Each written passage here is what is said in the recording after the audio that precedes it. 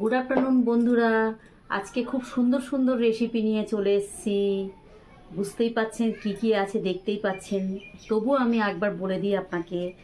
দেখতেই পাচ্ছেন ঝুরঝুরে সাদা ভাত, পার্শে মাছ ভাজা, কলমি শাক আর লোটে শাক ভাজা, কাঁকরোল ভাজা, পটল ভাজা, ইলিশ মাছের তরকারি, ডাল, এটা হচ্ছে রুই মাছের কালিয়া, আর এটা হচ্ছে ডিম। জানি না কতদূর কি খেতে পারবো।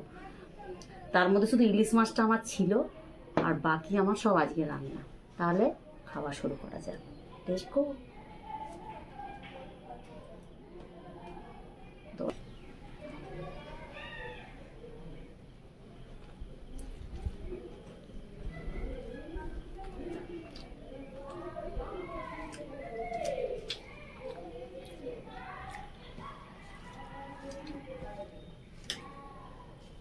মাছের তেল দিয়ে শাক ভেজেছি, হেভি লাগছে।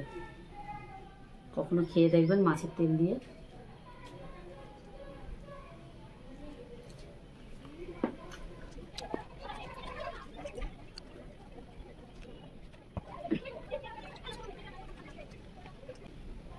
এবার আমি ডিম দিয়ে খাবো।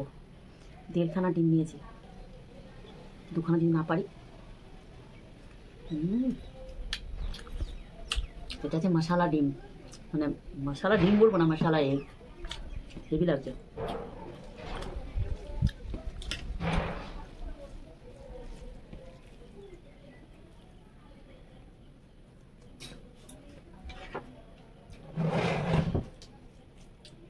Super hit.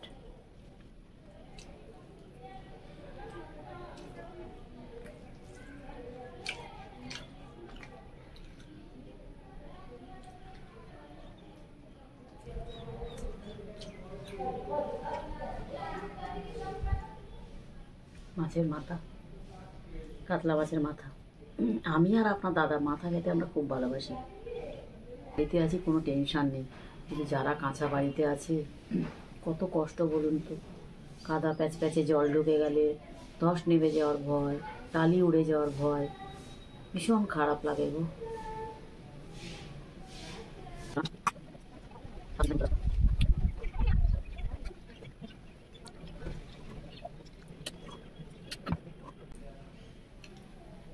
আমার ফানি ভিডিও এখন আসছে, ফানি ভিডিওগুলো দেখবেন, শর্ট ভিডিও দেখবেন প্লিজ। আমাকেও সাহায্য করুন আপনারা দাঁড়ানোর, যাতে আমিও একটু ভাইরাল হই বা মানুষের পাশে দাঁড়াতে পারি, কারোর জন্য কিছু করতে পারি। আমার এই লাইনে আসার উদ্দেশ্য হচ্ছে নিজের পায়ে দাঁড়ানো বা মানুষের পাশে দাঁড়ানো। তা আপনারা যদি আমাকে সহযোগিতা করেন তাহলে অবশ্যই আমি এগিয়ে যাব।